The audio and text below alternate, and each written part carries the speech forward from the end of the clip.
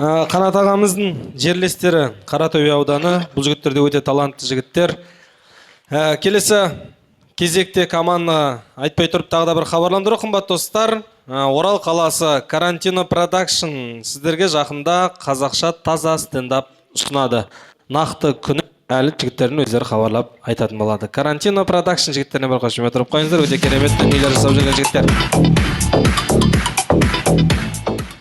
Келесі кезекте өнер көрсететін өте талантты команда Орал қаласының атынан Астана қаласында өтіп жатырған ұлттық лигада өздерінің бақтарын сынап, көрерменнің көзайымына айналып жүрген тамаша команда Европолис Орал.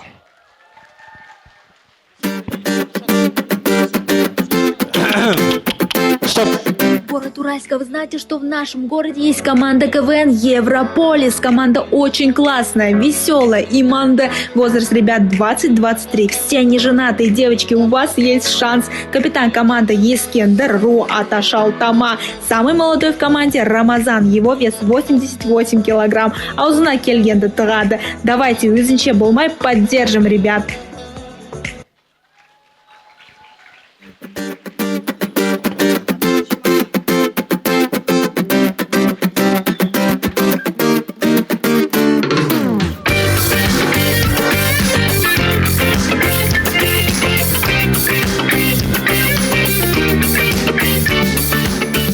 Мынау кім?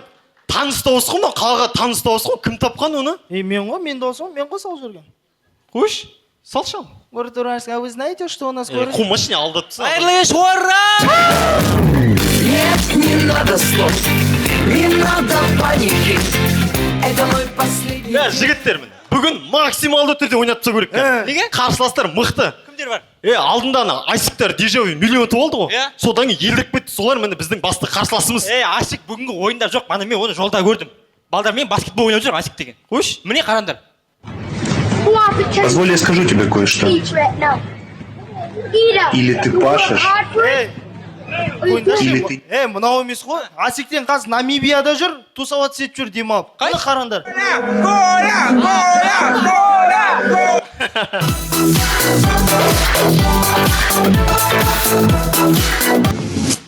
Жүгіріп шықтым белеске, белес жақын емес пе? Осы отырған отырыс бір ғанибет емес пе? Жүгіріп шықтым белеске, белес жақын емес пе? Осы отырған отырыс... Аватса. Нұршат. Нұршат. Лан. Нұршат. Лан. Нұршат, мен сенен тұқым алып қалғым келеді. Кім ойыннан кейін. Нұршат, мен сенен тоқ алғым келмеді. Самат құмаш еқсің. Европольске кіріп ансың. Жылжып жүр. Импорттық вайнақта. Көрініп қал. Бұлар бар ғой, бұлар дайындықтары қатты, бұлардың дайындықтары. Кофейнеде дайындалады, кофе стап, макбукпен. Біздің дайындық не? Белестің дайындығы. Школьникта хатыда, қара түнекте. Джумба деген кола бар қолында. Дөрінен қорқып отасың. Бұлардың аттарының өзі күшті қарашы мені. Асланбек, Ескендер, Мерас аяқтада бар. Тико, мені қара мені, Рома мені. Біздің ат не? Нұршат, не қыз, не бала екенді білмейсің. Бұлар еще ойының алдында дұға тілейді. Бізде алты боғыз айтын ат шықтың болды. Жіктер, міне, қара, кіріп алдым ба, болды ғой. Бүгін 12-та жайлап, 200 мың ұтып айтты. Тоқтаңдаршы, кім, Оралға жұмысқа келіп, творчествомен қақпан өзбектер құсап. Үстіңе не киіп алғансың, Жәңгір серілерінің формасы құсатып. Зат, қара костюм күннің астында қақып қойған ба? Мен түсінбедім, жігіттер, мен сендерге аздық етіп жүрмін ба? Осы ойынға дейін жыртып, команданы таш етіп жүрген жоқпын ба? Әлде мен сендерден бірдеңе сұрап жатырмын ба, Ескендер? Мен сен Дубай бір нәрсе деп жатырмын ба? Арасында құйрығымнан ұрып қойсаң болады, соның өзі Дубай маған.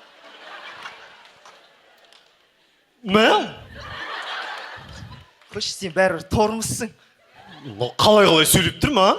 Сен білесің ба, мен қазір мемлекеттік қызметкермін. Ресурста істейтін міндет қылмай қойш, мемлекеттік қызметкер.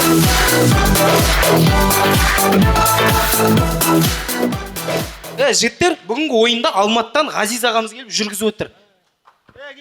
Қазаққа келдің бәне? Ассалаумалейкум.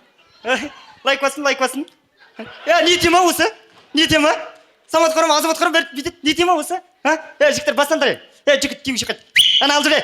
Ендеше көңілге көтерік ол сахнада Европольский.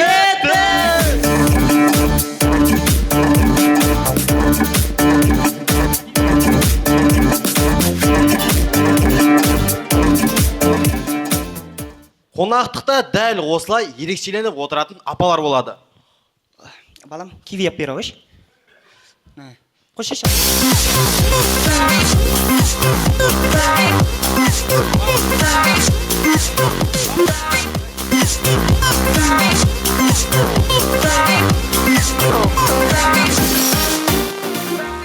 Уағыз айтып отырып, қатты ашылып кеткен имам. Ой, кезінде қатты шықтық қой біздер. Бірақ, арақ қате. Қате, яма?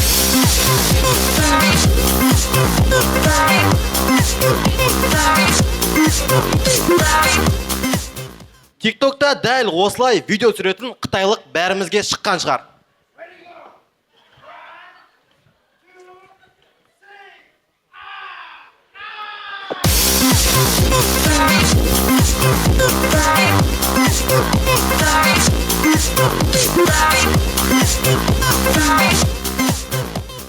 Ұятсыз қыз неке қию рәсімінде.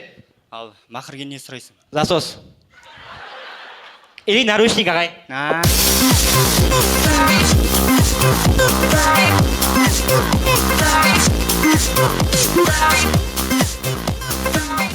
Достар, тамашалаймыз ағылшын сабағында.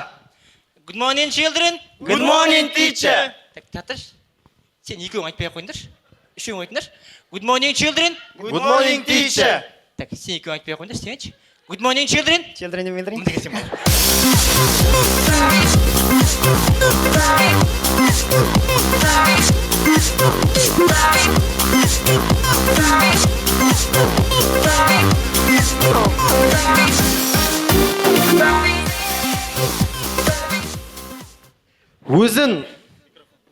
Өзін зорлаған жігітке ғашық болған қыз. Жоқ, енді зорлаған жігіттің түр әлпетін примерно айтыңыз, мен жерге фотороботын салайын. Оның көздері суық, өте суық. Қолдары қысқанда рахаттанам. Бұғауыздардың өздері кәм жүрекке әдемі келеді. Қытай сарқыштау келген. Жабайлау. Болдыңыз айтып? Иә. Примерно мынандай түр шығып тұр осы ма? Алла жаным. Жүрегіміз қының қарашы.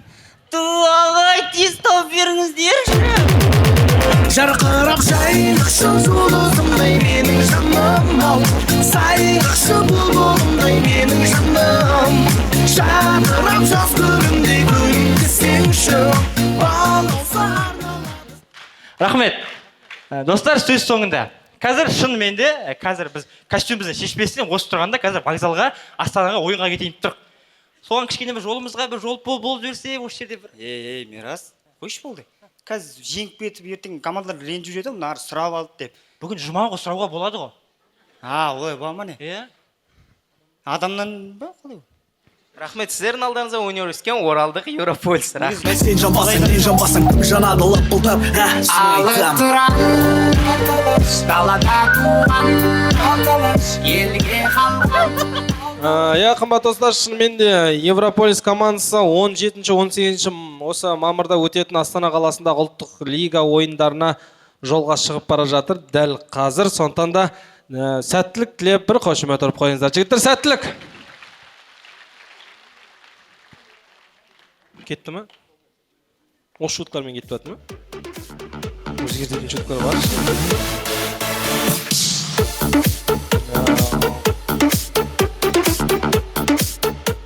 Ойымыз жалғастырайық. Талғат аға, қалайсыз, жақсыз ба? Түсініп жатсыз ба? Әзілдер өтіп жатыр ма сізге? Енді қазір жастардың әзілдері басқаша ғой енді. Сіз негізі ойлаған шығарсыз, бүгін тамаша сияқты екі жігіт шығып ұзақ сөйлеп тұрады шығар деп ше.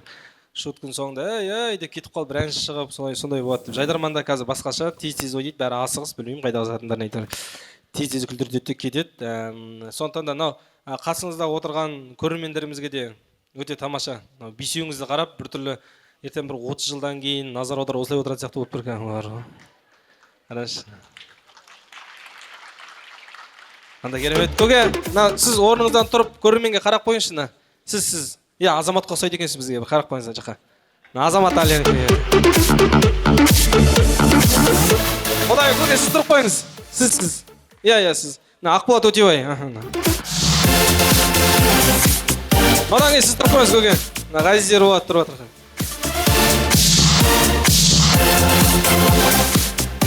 Сіз тұрып қойыңыз көке. Асылымбек Ахмет. Әлі кеп күйіп жүрем ба?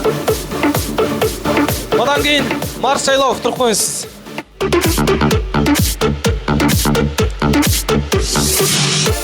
Бұйырса сондай күнге жетейік. Сіздердің жастарыңызды берсін бізге де. Осындай қандай керемет, міне жастарды қолдап Жайдарманға келіп отырсыздар.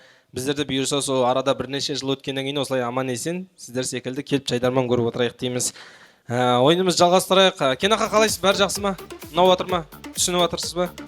Жалпы сіз қазір осы Жайдарманнан кеткеннен кейін, бірақ әлі де қашан көрсек те айтыр, осы біздің Оралдың Жайдарманшыларын бізді көріп қалсаңыз да сұрап тұрасыз, Жайдарманшылар қалай болып жатыр қазір?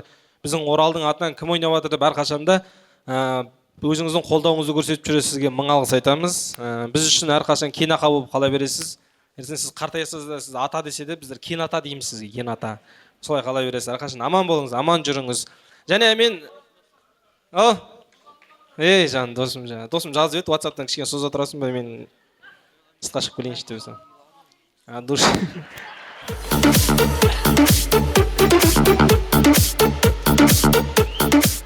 Душ ғой досым. Және мен тағы да бір ерекше өзіме, енді бізге Ақболат екеумізге ол кісі өте ерекше жан ғой. 42-ші размер кезінен бері бізге біраз жолды көрсетіп, қалай түсірілімдер, қалай түсірілу керек екен, қалай жасалу керек екен, монтажды да түсіруде де үйретіп, осы кісінің де үлкен себепкерлігі тиді ғой бізге. Қазір үлкен кино түсіріп жатқанымызда да себепкер болған азамат отыр. Наурыз Халитов мырза, орныңыздан тұрып қойыңызшы. Баяғыда 42-ші размерді қарасаңыздар, Олег Писаренко, Наурыз Халитов, арнайы ТДК 42-шінде бітіретін едік. Және Жәңгір серілері командасының, енді сіздер қазір көрерменге қалай түсіндірсем болады. Жастарын айтады ғой, Жайдарманда тапер дейтін болады. Тапер деген музыка қосып отырады жігіттер ғой, жаңаның жерден бәрі қосып отыр ғой. Сол Жәңгір серілерінде өзінің тапері болды. Ол кезде фанерщик болды олар. Фанерщик дейтін болды, иә? Фанерщик. Ермек ағамыз келіп отыр. Орныңыздан тұрып қойыңызшы, Ермек аға.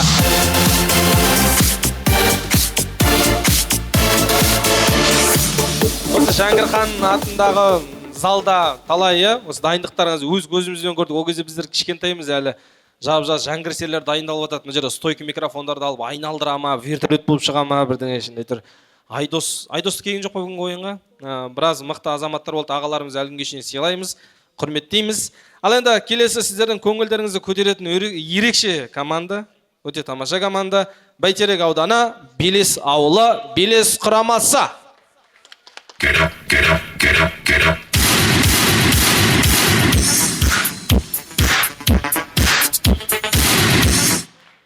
Мына сенің Екатерина II дейтін апашқың бар ғой. Сол айтады, мына қазақтар дейді. Қазақтар өзінің кім екенін білмей жүр дейді. Білсе әлем жаулап алады дейді. Жүндер қатын айтқанда сені. Сәлем қозасы!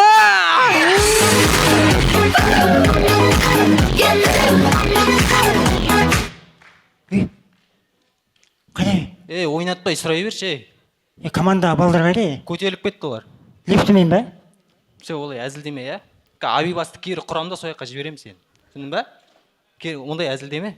Несі бар, екеуміз шықсақ. Мына кезінде білесің бе, кезінде Керей мен Жәнібектің өзі екеулеп қазақ хандығын құрған.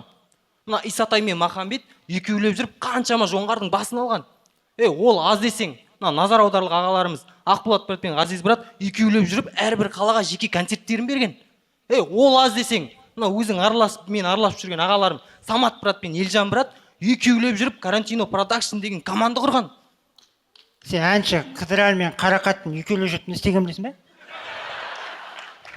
Не істеген? Не істеген? Дүниеге 6 баланы алып қойған.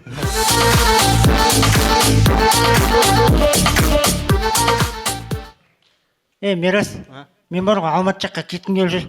Сол жаққа көшу керек ма? Неге? Сол жаққа тез көтерілесің дейді ғой. Тез бұзыласың ғой, сорлы сен ол жаққа барсаң, білесің ба?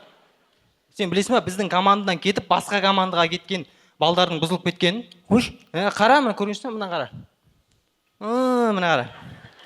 мына командаға кім алып жүр? Мына командаға таныспен кірген жоқ қой мынау? той сияқты.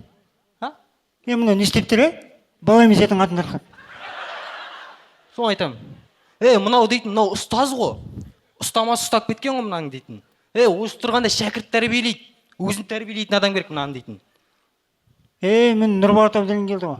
Соны айтамын. Мына Нұрболат Абдуллин көрмей-ақ қойсын. Көрсе ağzын ашып күледі. Соны айтамын.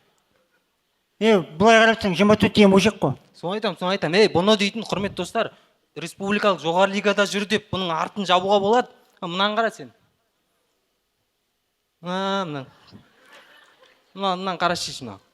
Бұған нағыл дейсің енді бұған. Не деймін? Құдай кешірсін деймін. Қарашиш бұл дейтін кеп керемет қасымызда форуммен тұрып, мына жақтан импровизациясын тығып, кеп керемет болып жүрген игрок қой. Ана жаққа барып құл болып жүр ғой. Үші ұлттық лигада, білмеймін, мынау жоғары лигаға шықса жапырақ байлап шығатын сияқты мынау дейтін. Ойлашы мынау дейтін, 1-2 жыл біздің қасымызда жүріп шыдаса, біздің не баратын лигамыз ғой негізі ол да. Қанша дегенмен досым ғой. Ана кіндігін смелекпен жоқ қойып тұрған жоқ ма? Бірақ оған бәрі бір ол. Бүткіл елдің önінше кіндігін көрсетіп жүр ғой. Сондықтан да айтамын, Алматыға барма, барсаң елге голы қайтасың сен білесің.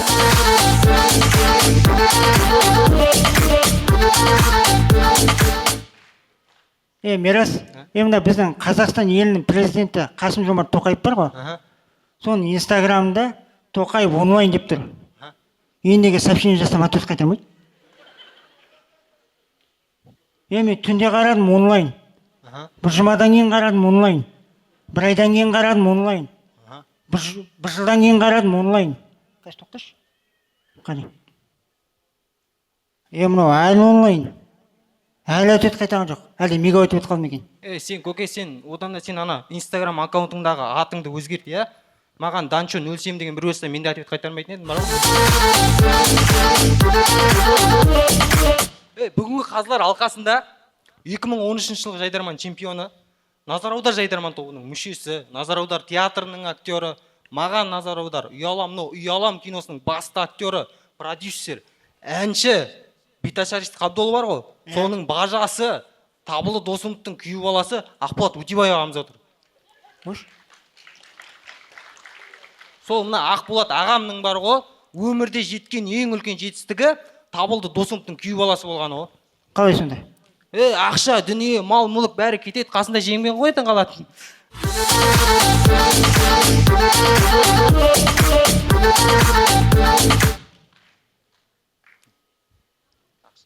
Мирас, сен мойындашы, сен осы ойында ақша үшін ойнап отырсың ғой да?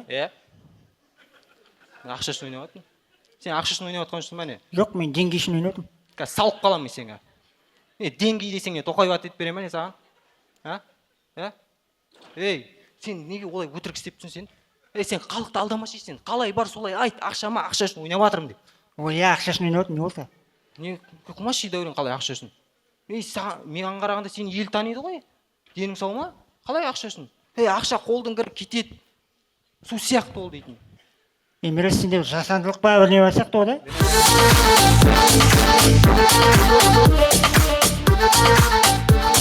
Дәурен, мына әлеуметтік желіде бар ғой, человек маска дейтін адам бар екен ғой. Жаңағы адам бетін маскамен тағып алған, бірақ халыққа көмектеседі екен сол адам. Ой, осы оралдық екен. Сол жаңалықтардан естідім, соңғы жаңалықтардан сол человек маска дейтін адам бірнеше адамға бірнеше миллион қаражат берген ғой. Маска таққанда елге көмескен бірінші рет көріп тұрмын. Болып күйгеніме, өзге жан сүйгеніме, жүрекке әмір жүрмейді. Сіздің алдарыңызда өнер өткен жайдарманды екеулеп қана белесін бағындырғысы келетін белес құрамасы. Рахмет, Орал.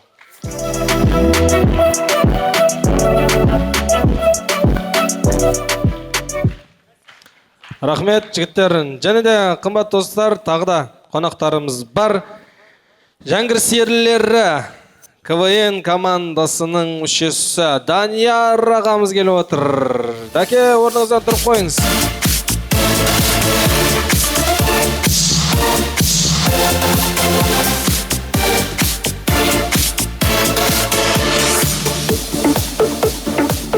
Пранк.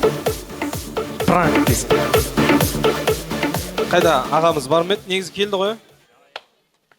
Темекі шегу шығып кетті. Шегетіндей болған шығар, ол кісілер болды ғой. Қашаннан кетқан Данияр. Және де жәңгір серілері Айбар ағамыз келіп отыр. Орныңыздан тұрып қойыңыз. Айбар, жәңгір серілері. Назар аудар КВН командасының тапері Дәулет Батырұлы. Тауқа!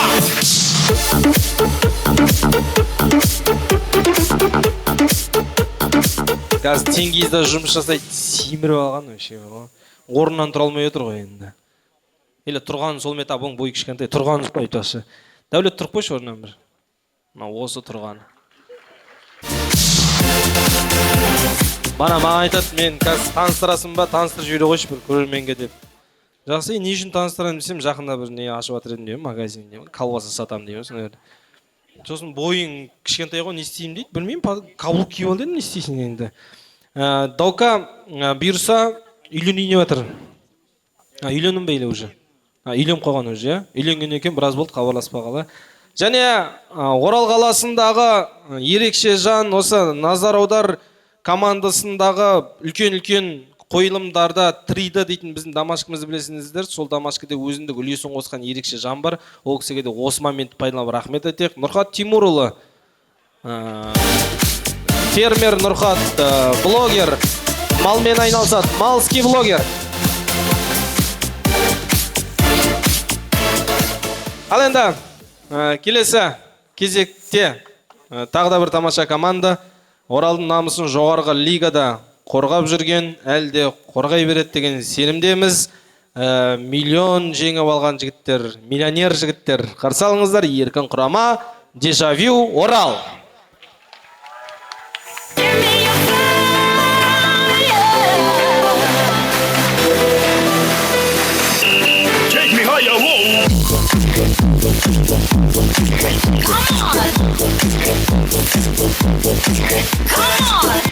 Кімдер қазылар алқасы? Қазылар алқасы міне Ақболат ағам, сосын 4 мужик бір. Аурасың ба? Дұрыстау айтшы, мужигіңіз? Міне Ақболат Өтебаев. 4 мужиктің аты кім еді? Ассалаумағалейкум, ура!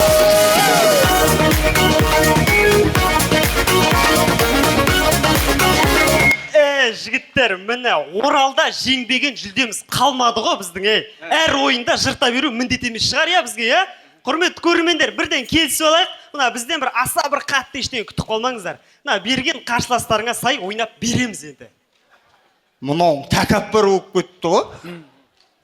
Кішкене анаңның берген тәрбиесі қайда, кішкене ұялмайсың ба? Кім? Асылзадан айтып түсін ба сен? Мен шешемді айтып түсін ба сен?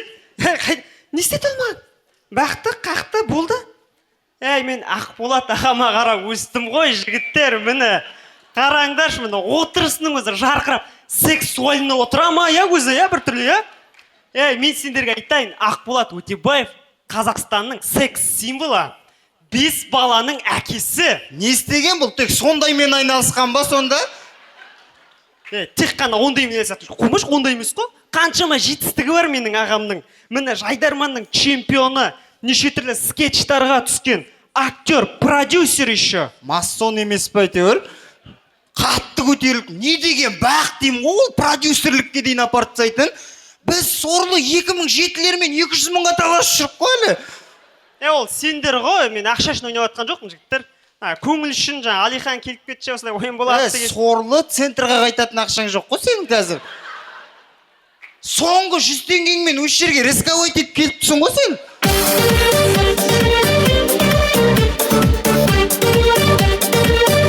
Жігіттер, Ақболат ағамыздан басқа ешкім танымайсыңдар ма не? Мысалға, жаңғыр серілерінде ойнаған Кенесары ағам келіп отқан жоқ па? Қош, Кенесары келіп отыр ма не? Ақан, мен саған айтқан жоқпын ба, Кенесарын тек басын алып келіңдер деп. Неге түгіл денесімен әкел отырғызып қойғансыңдар? Қайдан алдың? Бар кет орнына апартса Путин ұрсады қазір. Асик басын жасай ма? Қазір бізге тұр ұл туаларымен ойнадыңдар деп сын айтады ғой қазір. Айтын сендерге жюриге прикол түсінетін адамдар шақырайық деп. Неге түсінбейді? Кезінде ол кісі КВН ойнаған ғой. Қай заманда ойнады ол кісі дейтін, шиырма керек қой күлдірту үшін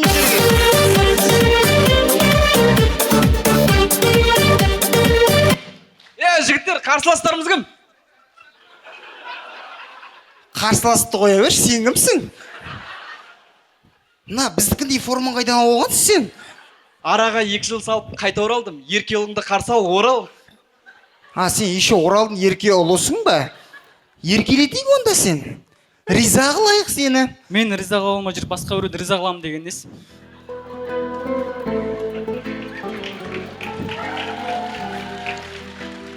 Жоқ, неге ренжіп жатсың енді маған? Сен қойшы. Ойбай, менікі тасып төгіледі дегесін. Қаншама мүшек қаптарды дайындадық. Жоқ, мен де қалай келетінін білмей қалдым ғой оның. Тоқтаңдаршы, Болмаса посуточный квартира ма бірдеңе алып берейін екеуіне бар ғой.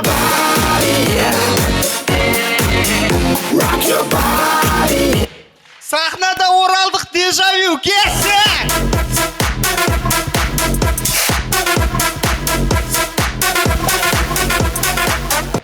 Сонымен көреміз, таңертең ұйқыдан тұрған кезде өз-өзімізбен сөйлесетін кездер болады. Ояуман.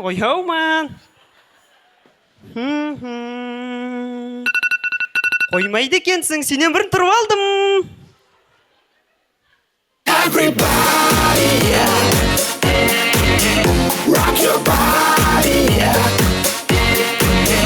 Құрметті достар, мына ауылда қонақтан кейін дәл осындай жағдайлар болып тұрады. Мына мамана қарашына ферримен жуамнау кетпейді неге? Олай бола ма? Ақан, мындай еш мынау Жамилялардікі апарып тасташы мынандай. Санақ қойын, санап алсын, дұрыстап сындырып алма. Бергай кеш, ойбай, кәмпит бірден салып жіберейін ішіне.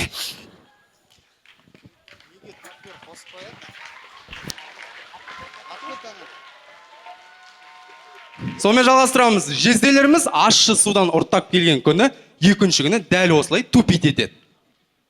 Ақан, кеше саған 10 мың теңге берген жоқпын ба? Жоқ. Қайда қойдым екен, Алло, Ержан, кеше мен сендердің қастарынан шыққанда қалтамда 10 мың теңге болған жоқ па?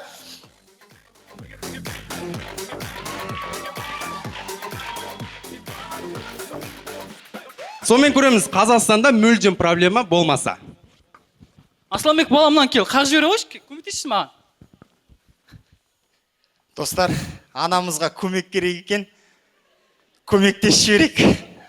Қиын қыстау қилы заманда. Жалмауыз, кетші, бостылар бірден камерасын алып жүріп көтінесіз. Анамызға көмектесіп болдық, достар. Анау жерде әкеміздің машинасы батып қалған екен, итеріс жібере қояйық.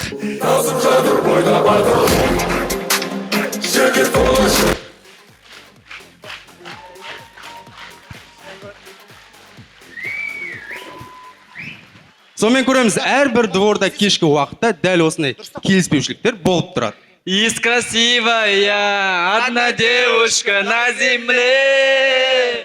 Она милая, симпатичная по себе. Молодые люди!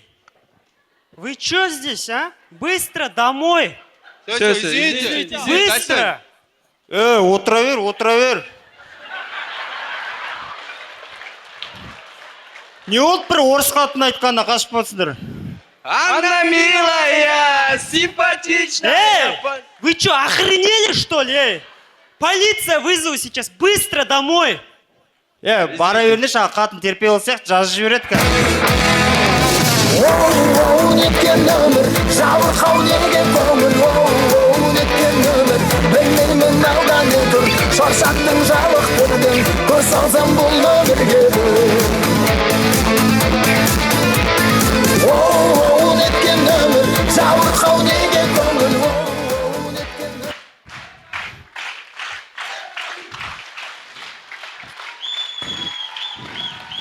Құрметті достар, ойын соңында бүгінгі ойын Орал қаласындағы Жайдарманның негізін қалаушы Қанат ағамыздың құрметіне ұйымдастырылып жатыр. Ал сол қазіргі Орал Жайдарманда қаншама 100 командалар шықты. Ұлттық лига, республикалық жоғары лига. Осы командалар карьерасын аяқтамай Қанат ағамыздың аты ешқашан өшпейді.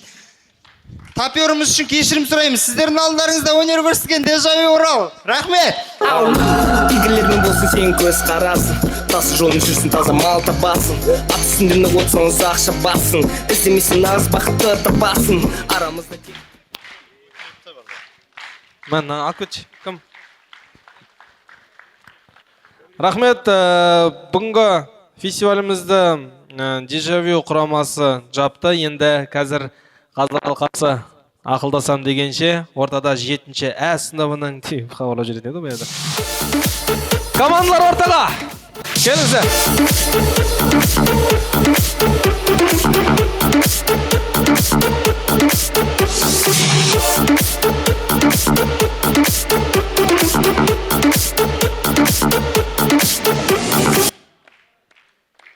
Бәрі шықты ма?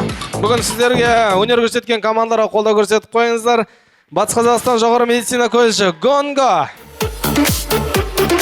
Ақжайық ауданы Тайпақ ауылы Тайпақ құрамасы. Құрманғазы атындағы Саз колледжі Ашкім командасы. Жаһанша Досмұхамедов атындағы педагогикалық колледж Фаворит. Қаратөбе ауданы Қаратөбе. Еркін құрама Европолис. Бәйтерек ауданы Белес ауылы Белес құрамасы. Және Дежавю Урал. Ал енді мен тауыр микрофон беш, Мирош. Микрофон беш маған. Қазір осы жайдарманшылардың жайдарманшы дейтін білесіздер, кез келген нәрсеге импровизацияға дайын болу керек. Қазір ширату сайысы болады, көрерменмен сұрақ, көрейік жайдарманшылардың дайындығы қалай. Біздер кезінде жайдарманда ширатуда шанс бермейтін едік ешкімге. Қазір жайдарманшылардың мықтылығын осы жерде көрінеді, өйткені бұл жерде ешқандай дайындықтан керек емес, осы жерде шығарып импровизация көрсету. Бізде мықты жайдарманшыларымыз келіп отырады, бәрінің қолы ұстамай ма, бәрі шығып кетпес. Тимош, кеш сұрақ қош. Тимош, Темірлан. Стендапер. Нақа. Мына сұрақ қоян дегенше 2 минут өтеді ол қазір.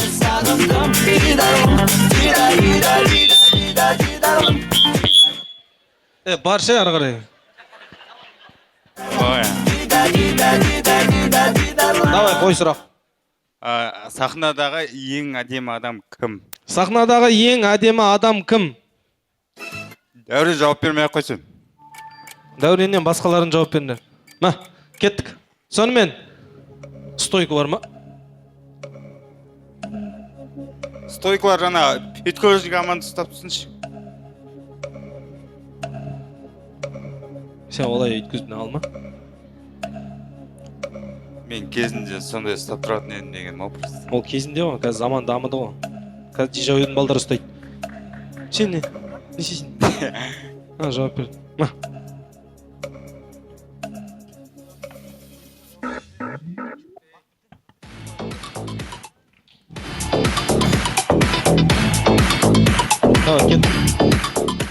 Сонымен жауап беретін? Сахнадағы ең әдемі адам кім? Жәңгір. Жәңгір? Жәңгір дейді. Сонымен сахнадағы ең әдемі адам кім? Ондай ауыр сұрақ емес еді ғой. Сендер кәм серьезно жауап берейін тұрған жүрсің ба? Жайдарман ғой бұда. Айта бересің қалай отырсыз. Серьезно ойланып кеткен ғоныңдар. Сахнадағы ең әдемі... Сахнадағы ең әдемі... Кешір Нұршат! Қосын ба сен? Енді не ғой? Не ғой? Ойланып кетіп тұрмын ғой. Қоймайсың ба? Екі өз сөзді қойылмай. Бақ, кет бір. Нұркен, келші. Нұркен. Ана балаға жауап. Кетші болдай бар. Нұркен, кел. Нұркен. Нұркен дейтін жаңа туысын ашып жүрген жігіт осы. Мұғалім, тик-ток түсіреді. Ассалаумалейкум. Қалай амансыздар ма? Не, отырайық енді, жақсы өздерің қалайсыңдар деп әңгіме айтып. Сұрақ қойсайшы, рискі. Қалайсыңдар? Не істеп тұр, қара кесе құсап, бұл істейсіз. Не сұрақ қойын? Мен қайда мен жайдарманшы емеспін мен. переметное такси қанша? Мына өзің проблемасын айтып кеткенші. Переметныйға такси қанша дейді. Ал, жауап беріңдер. Мына тапер бағадан бері не істесін? Дежавюға неға алмайсыңдар ма? Күшті қосып отырған. Тық дейтін тауып алған.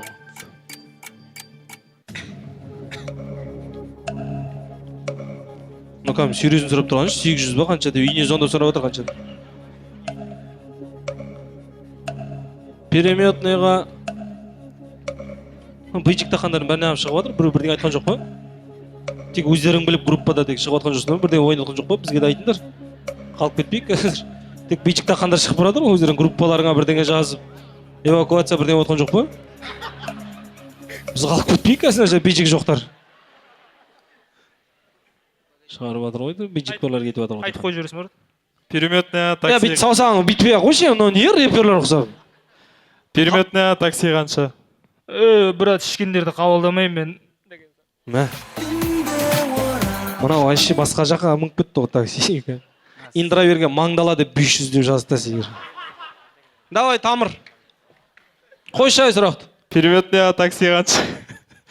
Переметное такси қанша? Ардагерлерге бесплатно. Саған егер бәрі багажникке барып жатырсың.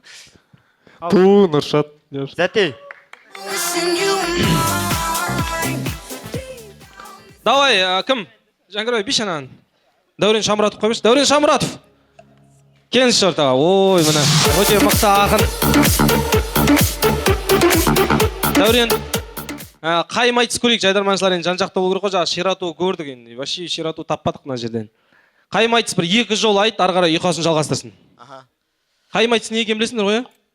2 жолын ол айтады, 2 жолын сендер айтасың. Дуэт сияқты ғой, давай. Жақсылық жасағанның жақсылығы тозбайды, ағасы ақылдының ауылы азбайды. Не қылдың сен вообще? Жақсылық жасағанның мақал айтып кеткенесің ғой? жақсылығы тозбайды. Жоқ, просто ұйқас айтшы, бүгін мына жайдарманда бірдеңелер дейтін сияқты. Оңай оңай. Айтыскер сіздер ғой. Оңайлар айтшы, қайдан бізге тозбайды, қозбайды, қуып кетеді оны қазір. Давай, айтал. Кім қозбайды? Жақсының жамандығы тозбайды. Жақсылық жасағанның жақсылығы тозбайды, ағасы ақылдының ауылы азбайды. Тозбайды, қазбайды. Тамаша. Жестко айтты. Келесі кім? Келесі. Кім озбайды, кім? Дәуреннің сұрағына ешкім қозбайды дейтін болды ғой үшін соңы. 5 ары қарай. Самат. Карантина продакшн.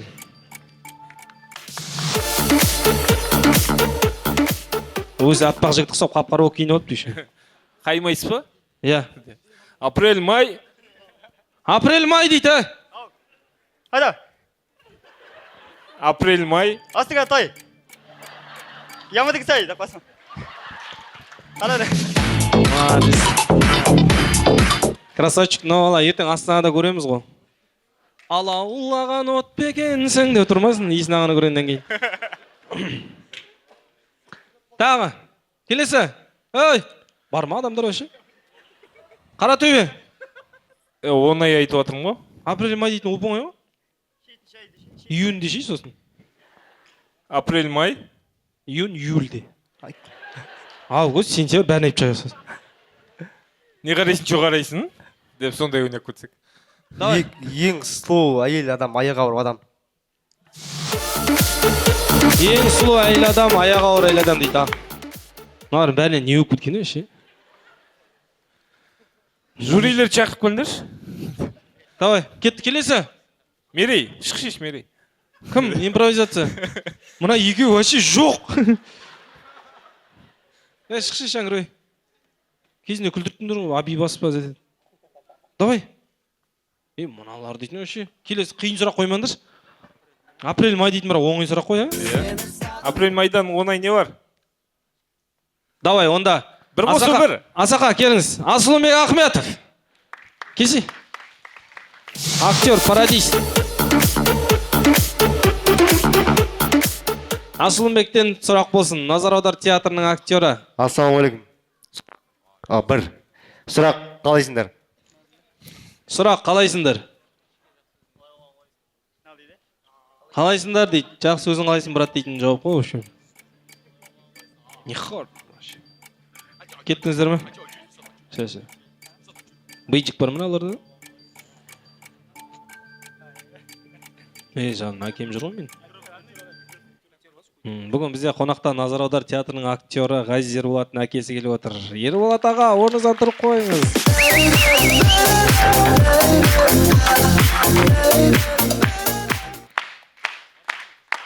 Ойын біткенде келдіңіз ғой сіз. Сұрақтар қысқарып батыр ғой, байқайсың ба, Ғазиз? Иә. Келесі сұрақ дейтін сұрақ болатын сияқты. Давай, кеттік. Сұрақ. Қалайсың? Қалайсың?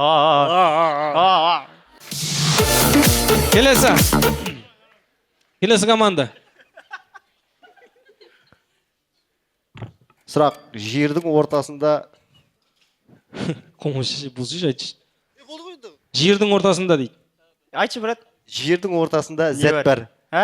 Жердің ортасында зәт бар. Бар. Тағында еріп бар еді. Екеуміз чатташып алайық та. Бұл қандай сұрақ бар, жігіттер? Армат. Армат. Тілек айтып шеш. Карантина продакшн Армат.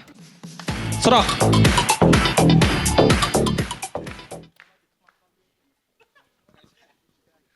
Ассалаумағалейкум баршаңызға. Сұрақ. Жалпы көптеген тамадалардың өздерінің лақабаттары болады да, андай рок, ипсай дейді бір. Ал сұрақ, Дәурен тамада болса, қандай лақабат болады? Шамұратов па? Жоқ, Белестегі Дәурен. Белестегі Дәурен тамада болса, лақабаты қалай болар еді? Армат, сенен тұқым алып қалғым келеді.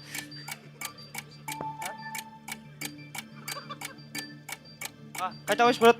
Белестегі Дәурен тамада болса, лақабаты қандай болады? Будимиск. Қалай? Будимиск. Будивист? Иә. Бар ондай. Қаратөбе. Қайта қойшы, брат. Белестегі Дәурен тамада болса, лақабаты қандай болады? Зомби 07. Кет.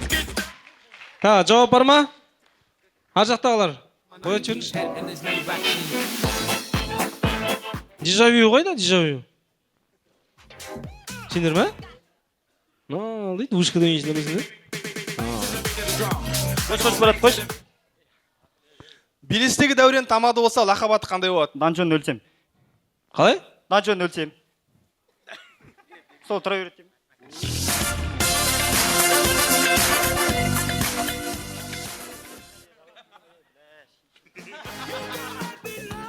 Сен шығар жүрдің ме? Дәурен, өзің жауап берші. Дәурен, өзің жауабы. Дәурен тамада болса, лақабаты қандай болады? Жауап.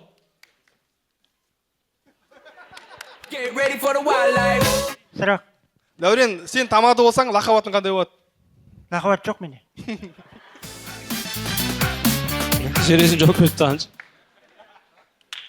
Марстан сұрақ болсын. Марс Жайлауов. Құтқарушы. Марс дейтін кеше құтқару кезінен датау қорқып қалған ғой. Үйіне барғанда балдарын бірінің үстіне бірін қойып қояды дейді, бірден келіп қалады сияқты болып ұйықтап отқан балдарды. Давай, кеттік, Марс. Точно сұрақ қоямыз ба? Қойшыш. Бір ән жіберіп отырмадық па? Жөнелер келгенше жәле балдит етіп бәріміз. Давай, кеттік. Сұрақ Марстан. Мына жерде не? Подсказка келіп отыр. Кеше Бавария неге жеңіліп қалды дейді. Мә. Не жетіспеді дейді, соны талқылайық та. Баварияға не жетіспеді? Командаларға бір совет осындай кезде жәлеп авторларың айтып қойсаңдар, арт жақтан банаға жәлеп көмектесіп бір-бірлеріңе. Давай, кеттік. Кеше Бавария неге ұтылып қалды? Келді. Мен құтқарған мысыққа қаумайды екен. Сұрақ. Айта бер. Сұрақ. Кеше Бавария неге ұтылып қалды? Дұрыс қой, 9-шы майда немістер ұтқан жоқ қой. Жақсы. Қоя қойшы, брат. Күшті ғой? Қоя қойшы. Ана көтеріледі оны. Өзінше тық тұрған КВН-і ба? Тұрса, көйін шықпасам. Ұмыт қалдым өше. Шық, мында кел, Нұршат кел. Нұршат, Кеше Бавария неге ұтылып қалды? Өзінше жоқ қойған. Көк міндет қой. Кеше Бавария неге ұтылып қалды? Қалай?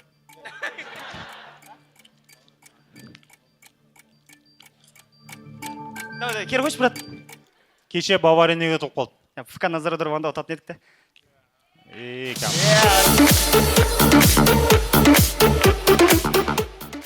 Микрофонмен салып қалатын бала екенсің.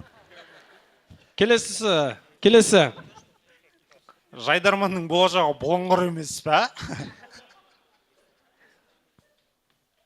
Келесі. Команда. Сұрақ қойыңыз дейді, оны. Сұрақ па? Көрермендерімізден. Сұрақ. Дайындалыңдар. Құрметті жігіттер, сәттілік тілеймін. Менде бір вопрос бар. Дулат бауырым орнынан тұра қойшы. Сен бері қарай келе қойшы. Дулатқа ұқсайтын бала, өздерің көріп тұрсыңдар. Артына итеріп жіберіңіздер. Осы екеуінен 10 айырмашылық тауып беріңіздерші. 10 айырмашылық. Аха, 10 айырмашылық жетеді. Оған дей жюрилер келіп қалар. Сен атың кім? Даниал. Дулат пен Даниалдың 10 айырмашылығы. Мен ішем, ол кісі ішпейді мысалы. Біреу ма тек?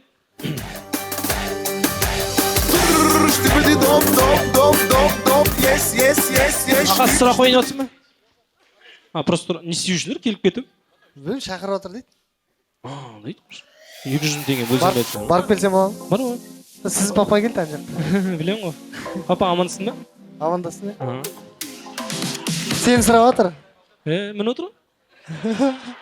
Азаматтар отырға амандаспаймын саған. Шалпар амандасатын жері ғой. Мен мысалы Марс азаматтардың папасын көрсем жүгіріп бара амандасам ғой. Қазақтың маңдайына біткен атақты юмористпен әкесімен амандаспау. Мәкрух қой.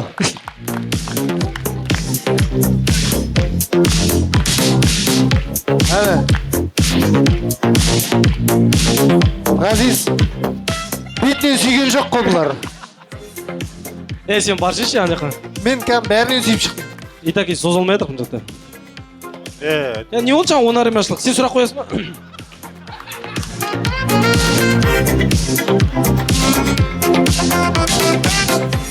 Бүгін үздік ойыншы Нұршат.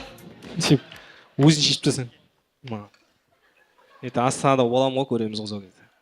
Красавчик екен команда. Баратсың ба Астана? Бармайсың ба? Не? Виза жоқ десе. Астанаға ма? Сұрақ қоям дейді, сен сұрақ қойдың ба көрерменге? Сұрақ, ан жақтан ба? Болды, микрофон бес, Маршан. Қайда? Дулат жүгіріп жүрші. Қолыңды көтерші. Міне, алда. Берші, кім? Арматжан. Жалға жүрмеш. О жақта емес, бер жақта.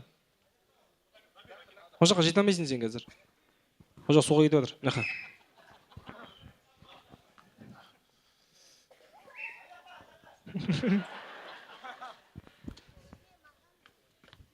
Осы жігіт өтті маған бар ғой. Сіздер де Димаштың жанкүйерлерінің ішінде осындай болған шығар дейтін балалар ғой.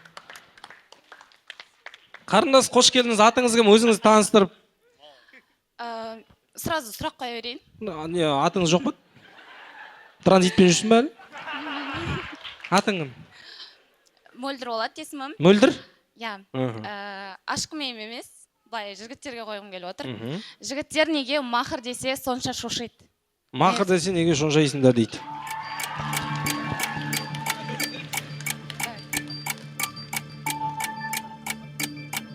Шақырамын дос. Міне Ақболаттың өзі жауап берейін жатыр. Жігіттер мақыр десе неге шошиды? Сұрақ. Жігіттер неге мақыр десе сонша шошиды? Жауап беріңдер.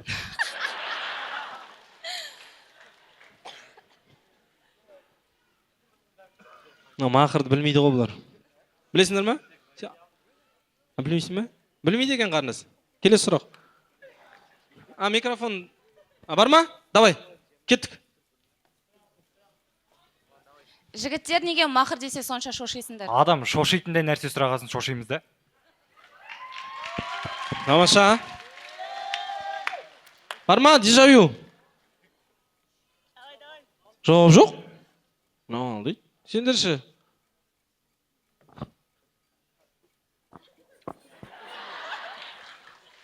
Микрофонды ала қойыңыздар. Олай болса бізде қазылар алқасы дайын болған екен. Нешесіздерін құрмет қошметтеріңізбен сахнада Әділқазы алқалары. Келіңіздер құрметті қонақтар. Қазылар алқасы Нұржанов Мерболат Сағынғалиұлы, Нұршинов Кенесары Бекболатұлы, Асхат Ерболатұлы, Талғат Бернар Талғатұлы және Ақболат Нұрманұлы. Өттебай.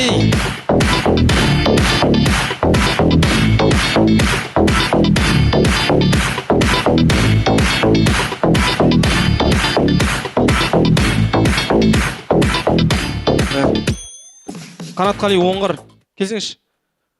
Атбегілер ұқсап жүрсің ғой. Кабирханның жаттықтырушысы ұқсап. Азулы Асаба, Қанатқали Оңғар. Алғыс хаттан бастаймыз ба? Мен өзім айтам ба? Сіз маған бересіз ба? Алғыс хаттан бастаймыз дейді. Осы ойынға қатысқан үшін дейтін ғой алғыс хат. Тым жоқ деген ғой.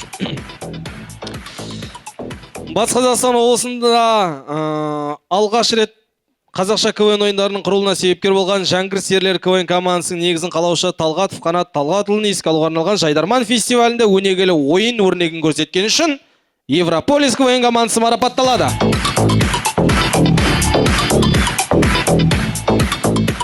Каспий ретпен кетесіңдер.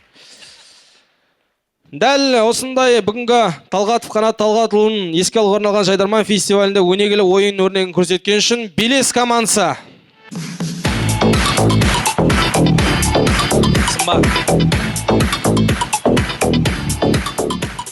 Талғатов Қанат Талғатұлын еске алуға арналған Жайдарман фестивалінде өнегелі ойын өрнегін көрсеткен үшін фаворит КВН командасы.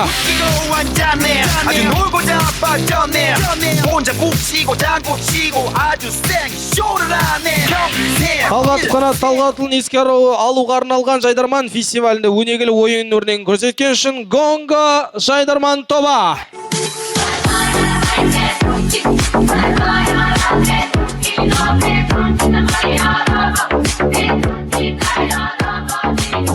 Ал енді қазылар алқасынан кезек берейін деп тұрмыз. Қош келдіңіздер. Ең бірінші болып Қанатқалиден бастаймыз ба? Қанатқали Оңғар. Жүлдеңізді. Ассалаумағалейкум, қымбатты достар. Бүгінгі шаранды ұйымдастырып жүрген азаматтарға мың алғыс біріншіден. Барлықтарыңызды көрген өте қуаныштымыз. Кішкене тоқтала кететін болсақ, 2004 жылдан бастап осы марқұм Қанақаңның қасына біздер келген болатынбыз. Үш жерде жігіттер бар, өзіміздің достар. Сол уақытта енді қазір Ғазиз айтып жатқандай, Азулы Асаба деп, сол асабалық жолға бірден бір қадам қалдырған осы марқұм Қанақаң, осы кісінің той саласында тікелей шәкірдім менмен. Сол уақытта біздерде Мирас Тимур үшеумізден әуен деген топ құрды. Сол топтың атынан сөйлеп тұрған жайымыз бар, осы Қанақаңның тікелей шәкірттеріміз. Соған уже 20 жыл болыпты, 2004-те келгеннен бастап. Мына топ мүшелері осы жерде. Тимур мырза, орныңыздан тұрып қойыңызшы. Тимур Мирас. Тимур Мирас Бектенов. Осыны Қанақаң құрды осы топ үшеумізді. Және Қанатқали Оңғар үшеуінен құралған әуен дейтін топ болды. Және де осы топтың атынан осы ойнаған командаларға, сол бір командаға арнайы сыйлығымыз бар еді, табыстауға рұқсат етіңіз. Әуен тобы марапатымен марапатталатын команда. Батыс Қазақстан облысы Жәңгір серілер КВН командасының негізін қалаушы Талғатов Қанат Талғатұлын еске алуға арналған Жайдарман фестивалінде Талғатов Қанатұлындағы арнайы сыйлықтың иегері Қаратөбе КВН командасына. Қаратөбе!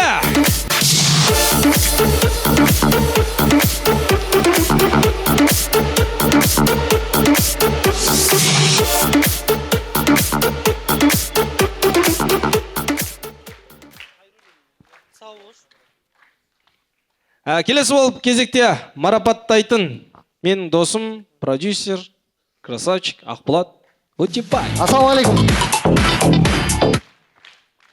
Ғазиздің әкесіне тағы да бір ассалаумағалейкум деп қояйын. Көрдіңіз ғой, көрегенділігім біздің балдар сияқты емес пе? Қайда біздің балдар? Бәрекелді, тамаша. Қуаныштымын, бүгін осындай Оралда керемет ойын болды, жігіттер. Көп-көп рахмет, қыздар. Арасында деген болашақ өкшемізді басып өсіп келе жатырған дайын жұлдыздар бар екен. Жоғарғы лигада ойнап жүрген опытный командаларымыз бар, қандай керемет. Осындай лық толы зал бар, қолдаушылар бар. Керемет ойын болды. Мен енді табыстамас бұрын, Ғазиз, мен үшін Қазақстанда, жалпы Қазақстан бойынша ең күлкілі, ең лучший игрок деп айтады ғой енді. Сонда ең үздік ойыншы деген номинацияны мен Ғазиз табыстаса деп тұрмын. Мен үшін енді Ғазиз Қазақстандағы ең номер бірінші күлкілі адам. Досым, досым сен өзің бер. Мынау дипломы, мынау ішінде 50 мың мәнат. Қазір өзімнің қалтамнан қосайын. Қош. Деп мойынға салып жіберсең. Қосайын атсың ба не досым? Қош. Ақболат Өтебай өзде бір. Мә, қайда саған. $100 ұқсайтын 20 мың теңге. $100 ұқсат жіберейін бе? Жоқ, досым. $100 маған бересің қазір. Мен сен бағадан бері күлдіртіп отқан жоқпын ба? Шай берейін саған күштетіп. сол $100 дейін ішем да. Мен досым, сен ақшаны сен берші, мен қуып кетемін ақша ұстасам, мен оқиын. Талғатов Қанат Талғатұлын еске алуға арналған Жайдарман фестивалінде үздік ойыншы номинациясына ие болған мықты жайдарманшы Нұршат Жасқайратұлы.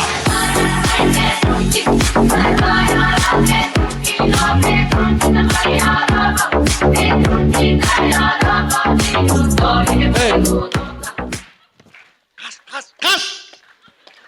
Мына берші.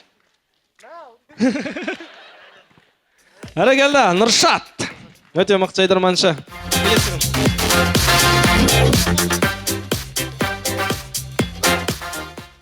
Рахмет, ал енді Кен ақа, келіңіз. Конвертке өзіңіздің атыңыздан ба? Өзінің атынан ешкімге бөліп қосылмай, өзі бөлек жиналған екен. Өзінің арнайы жүлдесі. Ассалаумағалейкум. Қайырлы кеш, құрметті жастар. Жайдарман сүйер қауым дейміз. Енді шыны керек, бағанадан бері көбіңіз емес, баршаңыз Қанат Талғатұлын білмейсіздер. Біздер сол ағамыздың шәкірті болып келеміз. Аға дос болды ол, осы күні бүгінге дейін жақсы дос болды. Енді КВНді жалпы Орал қаласына тұңғыш алып келген Қанат десек, ешқандай артық айтқанымыз емес. Осы жерде, осы сахнада, киелі сахнада осыдан 20 жыл бұрын өнер көрсеткен болатынбыз. Енді ол кезде бағана айтып отыр ғой, Жәңгір сериялеріндегі ана жігіт мықты, ана әзілі күшті деп айтып жатыр ғой. Енді өкінішке орай ол кезде YouTube, жаңа мынандай смартфондар жоқ. Сол мына сахна куә, ол жерге біздің тиісті деңгейде өнер көрсеткеніміз. Енді Қанақа досымның бүгін бір аунап жатқан шығар енді. Енді иманды болсын. Мына жерде ұйымдастырушыларға мың алғыс. Мына Асақаң бар, осы жерде досы Қанақаңның. Мына Қанат бауырымның Құдай көп сөнбесін, ағайын тума туыстары бар. Осы жерде залдың жартысы, сол кісілер болар енді. Сол жанұяға көп алғыс. Мына жерде туған бауыры бар, Ернар. Сол ұйымдастырушыларға мың алғыс, Алла риза болсын дейміз. Енді Жәңгір сериялері КВН командасының атынан бізде арнайы жүлдеміз бар. Қазір оны біздер орынға береміз. Бірақ жігіттермен ақылдаса келе, өзімнің атынан да 30 мың теңге көлемінде сыйақы дайындап алып келдім. Бұны біздер үздік әзілге бергіміз келіп тұр. Жәңгір сериялері КВН командасының негізін қалаушы Талғатов Қанат Талғатұлын еске алуға арналған Жайдарман фестивалінде үздік әзіл номинациясына ие болған, және де оған баршаңызда куәгерсіздер. Ашкім КВН командасы.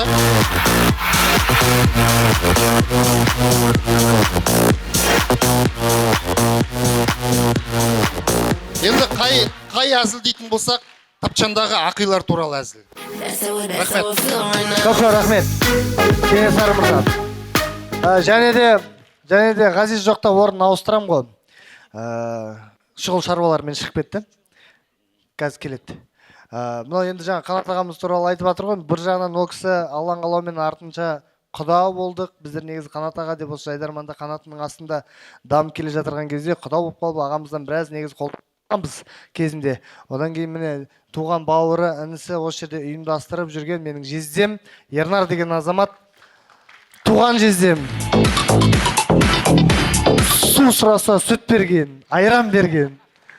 Туған жездем мен. Ол кісінің бастығы бар, туған апам бар менің осы жерде. Зүлпат ханым, әні. Көрдіңіздер, қазір уже көп сөйлемейді, ешқайда жүрмейді, отырады тек. Басқарып отырады ғой, қабақпен шық былай қарайды. Жездем ән тұр, көрдіңіздер. Ыржың. Сәл қорқып тұр десең. Қалжыңдаймын ғой, жездем болғасын ойнай беремін, жақсы жезде Криша, жаман жезде Криса дейді. Криша жездеміз, жақсы жезде. Енді мынау және кезекті біздің жүлдемізді табыстайтын Азамат ағамыз ортаға шақырайын, мархабат, микрофон ұсынайық. Ассалаумағалейкум, құрметті бүгінгі кешке қатысушылар, қадірлі көрермендер, Талғат әкеміз, барша бауырлар, ағайындар.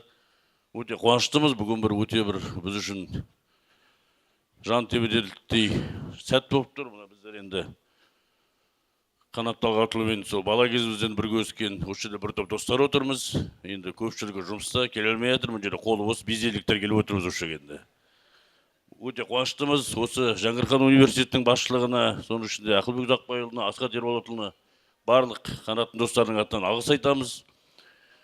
Енді Кенесары айтып жатыр ғой, біздер қатты ойнадық, бірақ сендер білмейсіңдер деп. Біздер көрдік, енді мен сол Кенесарының сөзін растаймын. Жақсы ойнады енді олар. Біздер осы залда талай тамашаладық, студент кезімізде. Бір қол соғып қойыңыздар енді. Енді осындай кеш болады деп естігеннен кейін, мына Қанаттың класстастары, достары жаңа айтқан ұйымдасып, бізде бір үлесімізді қосайық деп бір жүлде тағайындаған. Сол бүгінгі осы Жайдарман ойынында 3-ші орын алған командаға табыстайын деп тұрмыз.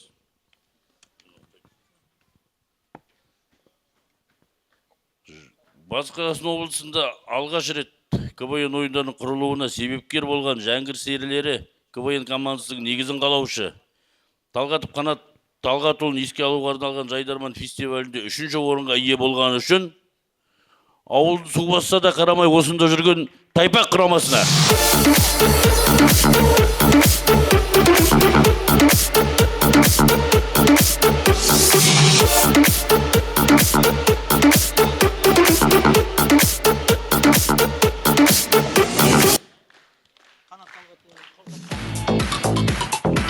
Қанат ағамыздың құрдастарының атынан 100 мың теңге дедім бе? 100 мың. Тамаша. Және Қанат ағамыздың досы, елдің тізгінін ұстап жүрген осы азаматтардың бірі ағамыз, ауылдасым, менің еще Мерболат ағамызға қошемет етіп қойыңыз. Қайырлы кеш, құрметті өнерсүйер қауым, бүгінгі Жайдарман ойынына қош келіп жатсыздар. Бүгін ерекше күн. Осы замандасымыз, бауырымыз Талғатты еске алып, осы жерде өзі сүйіп, ойнаған, жүрген, жасықша өткен ойынның бірі Жайдарман ойынына қош келіп жатсыздар. Енді біздер, мен не қатынасым бар десем, нарада енді сол кезде 2000-нің бастарында жастар саясаты дамып келе жатқан, және Тәуелсіз Қазақстанның жастар саясаты дамып, соның бірі, жастар саясатының бірі осы жастарды КВН ойынына тарту. Оның артынан Жайдарман деп кеттік, КТК ойындар дедік.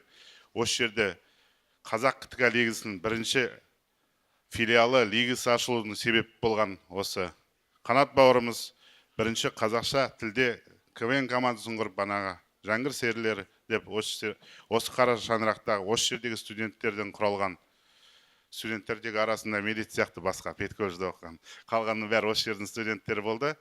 Талай қалаларға, талай жерлерге барып жүлделі орындар алды. Біздер куә болдық. Енді біздер о кезде осы облыстық жастар қауымдастығында жұмыс істеп жүріп, барып келуіне, сол іс сапарларына қаражат табу, сол мәселелермен айналысып жүрдік, және осы қаламыздағы КТК лигасын өткізуге үлкен себеп болып, жастардың командаларының арасынан университет, колледж болсын, мектеп құрамаларын шығаруға септік тигізіп жүрген сол Қанат басында жүрді. Бірге осылай атсалысып жұмыс істедік. Енді мына арада жастар командалар жақсы көптен бері мен осындай КВН-де болмаппын. Бүгін күшті көңіл күй сыйладыңдар. Енді маған осы ойындағы екінші орын алған команданы жариялау бұйырып тұр. Мына Жәңгір серілер КВН командасының негізін қалаушысы Қанат Талғатұлы еске алуға арналған Жайдарман фестивалінің екінші орынға ие болған үшін маған өзіме ерекше әзілдермен ұнаған команда, және де осы жаңағы алдында сөйлеп кеткен Кенесары бауырымыздың осы Қанаттың құрған командасын жігіттердің атынан 150 мың теңгемен жүлде алған Әшкім КВН командасы.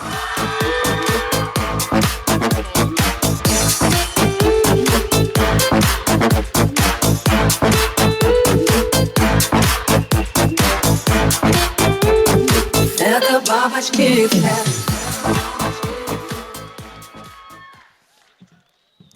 Екінші орын Жәңгір серілер КВН командасының атынан ба? Екінші орынға біздің жігіттердің атынан, ол кім біздің жігіттер? Жәңгір серілер КВН командасының атынан 150 мың теңге ақшалай сыйлық. Ал енді Талғат ағамыздың өзі қазір бірінші орынды табыстайтын болады. Аға, назар аудар ғой, жаңа келістік қой. Қанат ағамыздың ұлы Ердәулет кубок ұстап тұрған.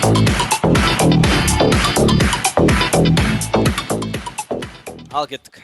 Мына кешке жиналып отқан барша халайық барлығыңызға, барлықтарыңызға қатты риза болып отырмыз.